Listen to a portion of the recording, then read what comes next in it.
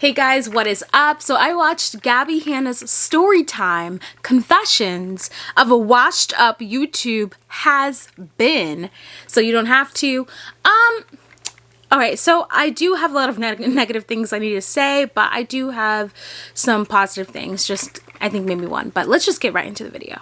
So GABBIE starts off talking about how she had started her other channel as a way to help her heal and process a lot of the trauma that she experienced. I kid you not, guys, 4 minutes into the video, she's still talking about how she really needed to start this series because she's tried poetry and just lists a bunch of things that she's tried to help her heal or deal with like all of the hate on social media.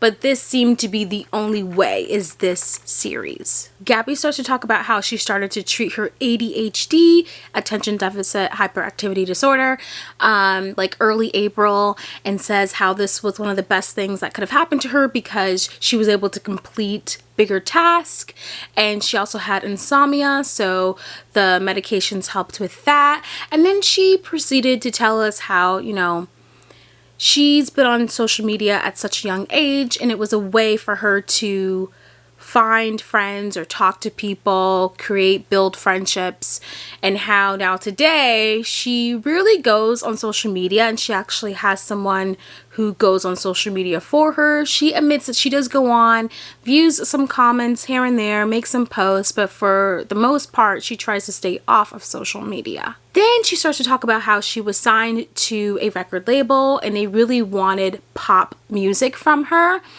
and she delivered them metal music. She says her music isn't metal, but you know, they were really expecting pop. So she decided to part ways with them, and she actually thanks them because they took a huge risk with GABBIE. And so she, you know, says nice things about this label, but says that she really just wanted to come out with an independent album and have it be the way how she wants it to be. Then GABBIE starts to talk about her breakup. So she admits that she's single now and how, you know, it was a clean break. There was no hate. There was no like drama. She goes on to say that she had met her boyfriend about 2 years ago, and, you know, he changed her life for the better, got her into like rock music, but got her into music that she really wanted, not what she thought people wanted. She mentions that, you know, he got her cat that she has. GABBIE talks about how it was just really hard on their relationship when her boyfriend was getting on the hate.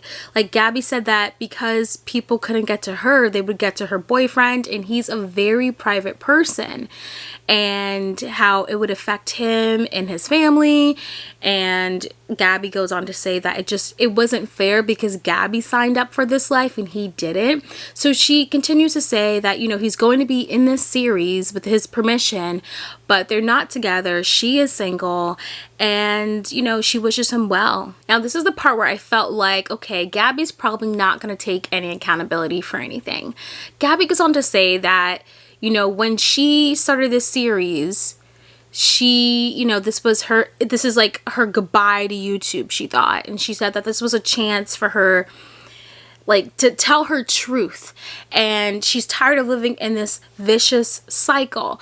And all I could think was, yes, everyone should be able to tell their truth, but it sounded like she's not about to take no accountability for nothing. That's what it sounded like to me. I was like, oh, damn. This whole entire series is going to be on, like, this is how this person treated me, and this is why, and they were a narcissistic abuser. Her favorite terminology. But, you know, I was like, okay, so this is what this series really is going to be about, guys. I mean, I could be wrong, and I will correct myself if I am, but I have a feeling this is exactly what this series is going to be about. Okay, but then around like 11 minutes and 42 seconds into the video, GABBIE starts to say, guys, I would try to ignore the hate on social media, all the drama, but, you know, that was a problem.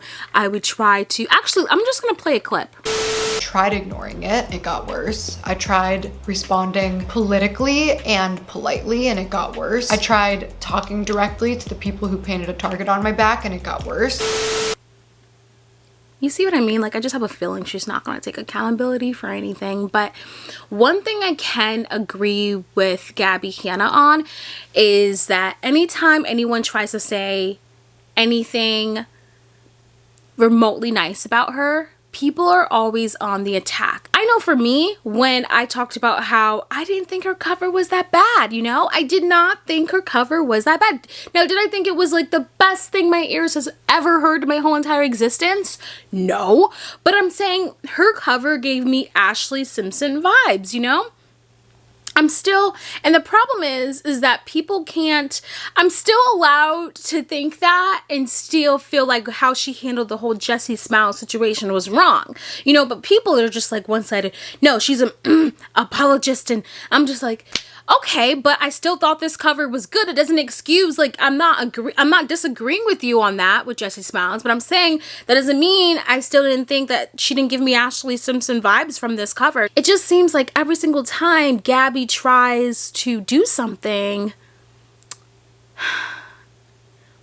people, you know, if they're not attacking Gabbie, then they're attacking the fans who agree with Gabbie. You know, it's just, people are going to have their opinions. I'm going to have my opinions. You're going to have your opinions. But I just don't think, when it comes to Gabbie Hanna, I think it's really important to separate, okay, yes, she totally did this wrong, but I think it's also okay to acknowledge the things that you don't have a problem with as well. And I think people are so quick to go on this hate train. But anyways, speaking of this hate train, 14 minutes and 50 seconds into this video, she basically admits to being a troll, which I absolutely am pissed about, because I already knew this from when we all knew this when she admitted this on her Patreon. When Gabbie decided that she was purposely going to act crazy, guys. This is something she has stated, admitted, hey, I did all this stuff because you guys thought this was me, so you know what? Fine, I am going to control the narrative. And it was so easy. And Gabbie goes on to say how she didn't like it. She ends the video with saying that she'd rather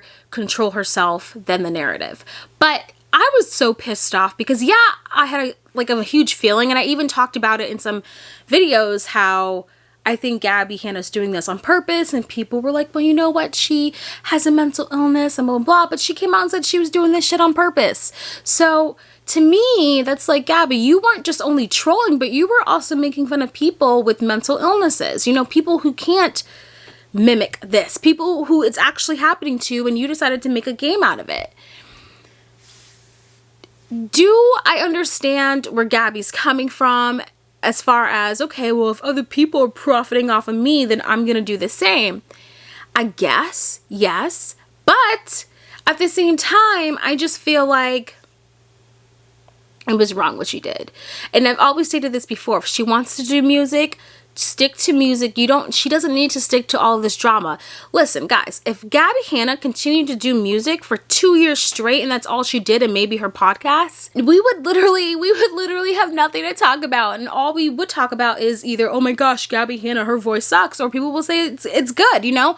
But she gives us reasons to, when she reacts to people, when she throws out these terminologies, these aggressive terminologies for no damn reason, narcissistic behavior, or narcissistic abuser, you know, her favorite damn words. Hey guys, real quick, so editing me, I forgot to mention that Gabbie Hanna stated in that video that she wanted to leave YouTube in 2018, but she didn't want to leave on a bad note, because just when she wanted to leave, that's when people started to create memes about her, and she's like, no, I want to leave this platform on a good note. So I needed to mention that just because, you know, I felt like that was important. Okay, now back to the video.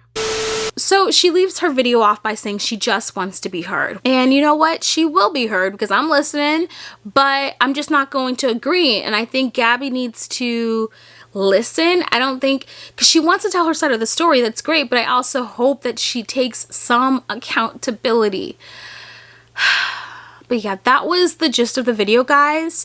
The only thing I could agree, like I said, with being on Gabbie's side is more of, I do think anything that she puts out, people are always going to be on this hate train because it's popular.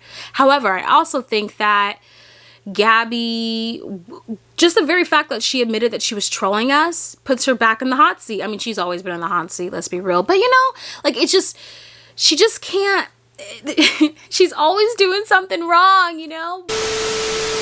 You know, those are my thoughts about this situation. I think we're allowed to have great opinions about Gabbie without excusing all the bad shit that she's done too. Feel me? So leave a comment below. Let me know what you think. Thank you guys for watching, and I will see you on the next video. Bye, guys.